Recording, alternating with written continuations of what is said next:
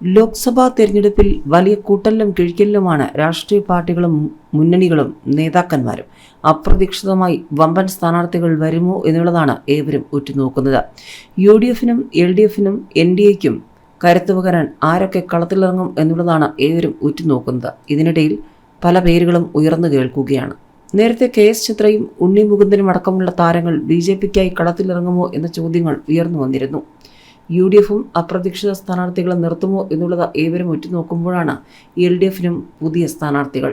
ലോക്സഭാ തെരഞ്ഞെടുപ്പിൽ മത്സരിക്കാൻ മഞ്ജു വാര്യർ ഇറങ്ങുമോ? സ്ഥാനാർത്ഥികളായി പരിഗണിക്കുന്നവരിൽ ഇടം നേടിയിരിക്കുകയാണ് താരം.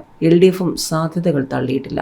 ലോക്സഭാ തെരഞ്ഞെടുപ്പ് ഏത് നിമിഷവും പ്രഖ്യാപിക്കുമെന്ന റിപ്പോർട്ടുകൾക്കിടയിൽ മുന്നണികൾ സീറ്റ് ചർച്ചകളുടെ ആദ്യഘട്ടത്തിലാണ്.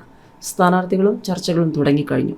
നിലവിലെ MP-മാരെ കൂടാതെ പല പ്രഗത്ഭരെയും രംഗത്തിറക്കാനാണ് പാർട്ടികളുടെ ശ്രമം. തലസ്ഥാനത്ത് നിന്നും ISRO ചെയർമാൻ S. സോമനാഥിനെ BJP പരിഗണിക്കുമെന്ന റിപ്പോർട്ടുകൾ നേരത്തെ പുറത്തു വന്നിരുന്നു. തൃശൂരിൽ BJP സ്ഥാനാർത്ഥിയായി സുരേഷ് ഗോപി തന്നെ മത്സരിച്ചേക്കും. നടൻ ഉണ്ണി മുകുന്ദന്റെ പേരും BJP സ്ഥാനാർത്ഥികളുടെ പട്ടികയിൽ ഉണ്ടെന്ന റിപ്പോർട്ടുകൾ വന്നിരുന്നെങ്കിലും നടന്റെ മാനേജർ ഇക്കാര്യം നിഷേധിച്ചിരുന്നു. ഗായിക KS ചിത്രയുടെ പേരും സ്ഥാനാർത്ഥി പട്ടികയിൽ ഉയർന്നു കേട്ടിരുന്നു. ഇക്കാര്യത്തിൽ ഒടുവിൽ കേൾക്കുന്ന പേരാണ് നടി മഞ്ജു വാര്യരുടേത്. മഞ്ജു വാര്യർ ലേഡി സൂപ്പർ സ്റ്റാറിനെ സ്ഥാനാർത്ഥിയാക്കാൻ ആലോചന നടക്കുന്നതായി പ്രമുഖ മാധ്യമം റിപ്പോർട്ട് ചെയ്തിരിക്കുകയാണ്. ചാലക്കുടി മണ്ഡലത്തിലാണ് താരത്തെ പരിഗണിക്കുന്നതെന്നാണ് റിപ്പോർട്ട്. നേരത്തെ നടൻ ഇന്നസെന്റ് CPM ടിക്കറ്റിൽ ചാലക്കുടിയിൽ വിജയിച്ചിരുന്നു.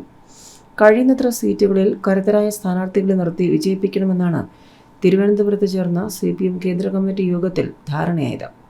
ഇതനുസരിച്ച് ചാലക്കുടി മണ്ഡലം തിരികെ പിടിക്കാനുള്ള ശ്രമത്തിലാണ് CPM പാർട്ടി. ബെന്നി ബെഹനാനാണ് നിലവിൽ ചാലക്കുടി MP. 2014 അപ്രതീക്ഷിതമായി ഇന്നസെന്റ് സ്ഥാനാർത്ഥിയായതുപോലെ മഞ്ജു വാര്യറും സ്ഥാനാർത്ഥിയാകാനുള്ള സാധ്യത ചിലർ തള്ളിക്കളയുന്നില്ല. സ്ഥാനാർത്ഥി ചർച്ചകൾ തുടങ്ങിയെന്നും ഈ ഘട്ടത്തിൽ മഞ്ജു വാര്യരടക്കം ഒരു പേരും തള്ളിക്കളയുന്നില്ലെന്നും LDF ജില്ലാ കൺവീനറും വ്യക്തമാക്കിയിട്ടുണ്ട്. ഇക്കാര്യത്തിൽ CPM സംസ്ഥാന കമ്മിറ്റി അന്തിമ തീരുമാനമെടുക്കും. മഞ്ജു വാര്യരെ കൂടാതെ മുൻ മന്ത്രി പ്രൊഫസർ C. രവീന്ദ്രനാഥ്, DYFI നേതാവ് ജെക്സി തോമസ്, CITU നേതാവ് UP ജോസഫ് എന്നിവരുടെ പേരുകളും പരിഗണനയിലുണ്ട്. അതേസമയം ഇക്കാര്യത്തിൽ മഞ്ജു വാര്യർ പ്രതികരിച്ചിട്ടില്ല. തൃശൂരിലെ ചാലക്കുടി, കയ്പമംഗലം, കൊടുങ്ങല്ലൂർ, എറണാകുളത്തെ പെരുമ്പാവൂർ, അങ്കമാലി, ആലുവ, കുന്നത്തുനാട് അസംബ്ലി മണ്ഡലങ്ങളാണ് ചാലക്കുടി ലോക്സഭാ മണ്ഡലത്തിന് കീഴിൽ വരുന്നത്. മണ്ഡല പുനർനിർണയത്തെ തുടർന്ന് മുകുന്ദപുരം മണ്ഡലം ഇല്ലാതായതോടെ 2008 ചാലക്കുടി മണ്ഡലം രൂപീകരിച്ചത്. ഏതായാലും മഞ്ജു വാര്യർ മനസ്സ് തുറക്കുമോ എന്നുള്ളതാണ് ഏവരും ഉറ്റുനോക്കുന്നത്.